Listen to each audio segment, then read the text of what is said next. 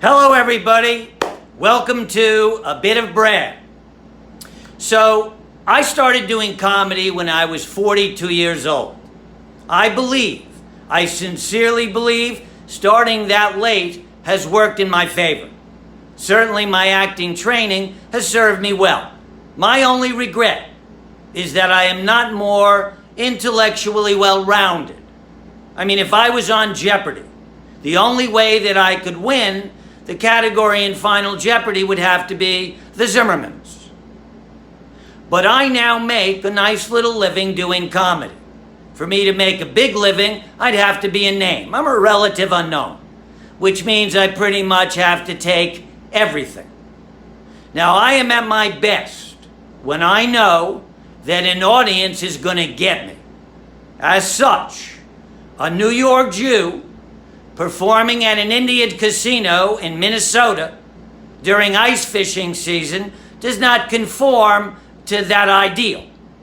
Perhaps I should have told them I have some Indian blood and that my mother's name is Little Overbearing Running Mouth. As you can well imagine, I have done way more than my share of retirement communities in Florida. Not really my audience. I mean, generally speaking, I like an audience that's just a little bit more present. But I always have to remind myself that just because some of them are sleeping doesn't mean they're not enjoying themselves.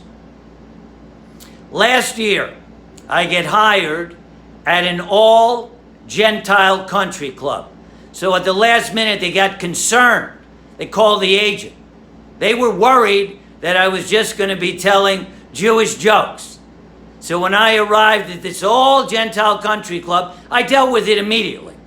I said to them, let's flip it. Let's assume you're all Jews and I'm the Gentile. You would not be concerned with me telling Gentile jokes because there are no funny Gentile jokes. For instance, a Gentile man calls his mother. He says, Mom, I know we're supposed to have dinner tonight.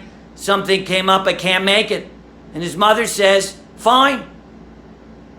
So I said to them, you know what I'm going to do? I'm going to tell you one Jewish joke. Very short little Jewish joke, just to let you know what you're missing. A very short Jewish fairy tale. Once upon a time, there was a Jewish man who said to a Jewish woman, will you marry me? She said no, and he lived happily ever after. I love you. Stay well.